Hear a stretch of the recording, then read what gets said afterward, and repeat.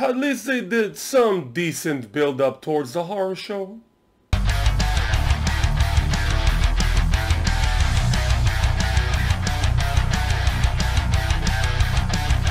Hello everyone and welcome to Clothesline. I'm Owen and I'm here to bring you our SmackDown review. And for those of you who don't know, here's how it goes. I'm going to talk about 5 good things that happened this week on SmackDown and 5 bad things that happened this week on SmackDown. Give an overall review of the show and then grade it between 1 till 10, and there's even a 0 if the show was a complete catastrophe. So without further ado, let's start with the good. Cesaro and Nakamura. Cesaro and Shinsuke Nakamura have gained the upper hand as they defeat the New Day once again, with Cesaro beating Big E in a singles matchup, and now they have picked the stipulation towards Extreme Rules, the horror show at Extreme Rules that is, and they have picked a tables match. Too obvious. Nevertheless, I can't wait to see them face the New Day in the tables match.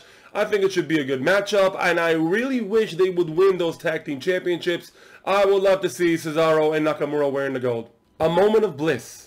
What can I say? I like the segment. I love the chemistry between Nikki Cross and Alexa. I love the chemistry between Bayley and Sasha Banks as the biggest heels in the company right now in the women's division. The arrival of the mystery guest Asuka led to an impromptu tag match with Bayley and Sasha winning, which surprised me. Because usually on the go-home show, the team that is not going to win this Sunday usually wins. So does that mean? I don't know about that, but the segment we got later on with Nikki Cross talking to Alexa and then speaking about being an underdog of her life, it really adds to the motif of the story. I wouldn't mind Nikki winning the SmackDown Championship here with a regain by Bayley in about 2 weeks' time to further along the rivalry between Bayley and Sasha Banks. Overall, good segment. Bray Wyatt versus Braun Strowman. This is what I wanted. Couldn't we get this last week? Not reruns of matches, actual promos building us up towards a match. Good promo by Bray Wyatt as always, a good promo by Braun Strowman with a terrifying ending after his match with John Morrison, and now I can't wait to actually see the match. Lacey Evans. So, Lacey's a heel, again, which I don't have a problem with. We got a good match between Lacey Evans and Naomi, with Lacey winning the matchup after she ties Naomi's hair to the ropes, and when Naomi is able to escape, she gets hit with a woman's right. Good match overall. I do think that Lacey Evans' character works better as a heel than a face, but how we got here is just confusing. The main event. So tonight's main event was for the Intercontinental Championship when AJ Styles defended against Matt Riddle, and frankly, it was a good match. A great match by both competitors as Matt Riddle and AJ Styles fought for every inch, and they truly showed their entire arsenal in this matchup. In the end, AJ is able to escape with a victory after a small roll-up, and after the match, they shake hands. Good match, good main event. I love the fact that they shook hands in the end of the matchup, but does that mean AJ is a heel or a face or what?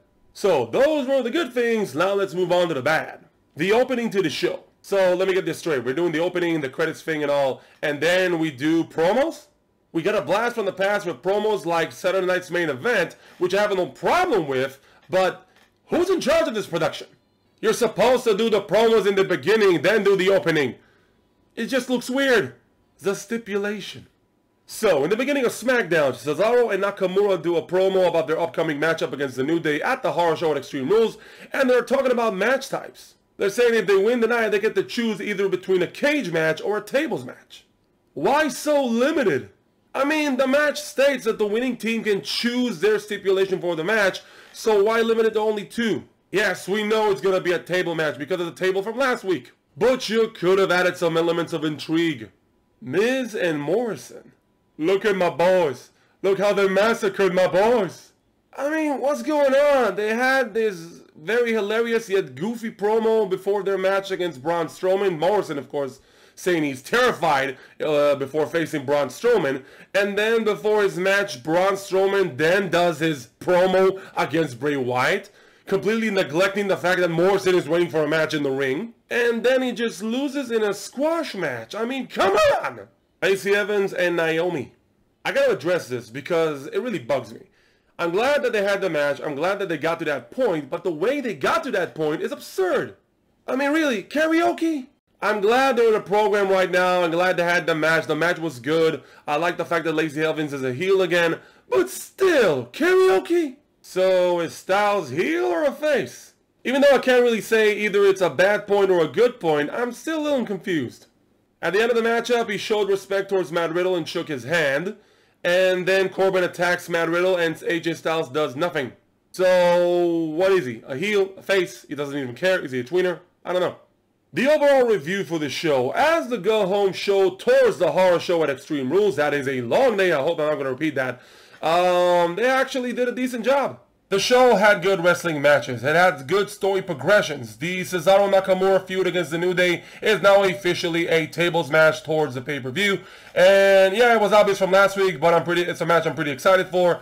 The Nikki Cross Bayley feud, which was, at first it was pretty obvious Bayley's going to retain.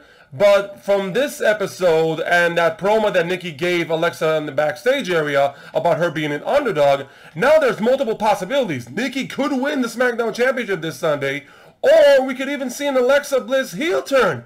So multiple possibilities. I'm loving every minute of it. And of course, the promos by Braun Strowman and Bray Wyatt really helped build up that swap match because it surely needed that. So my final grade for the show is a 6.5 out of 10. And that is our review. Now we would like to hear from you. Let us know in the comments below, do you agree or disagree with us and our score for SmackDown this week? Also, if you want to stay notified and find out exactly when we're uploading these videos, hit a like button, subscribe button, the bell notification button, any buttons, free of charge. And I'll see you next time we're uploading this review. Thank you very much for watching, and I will see you next time.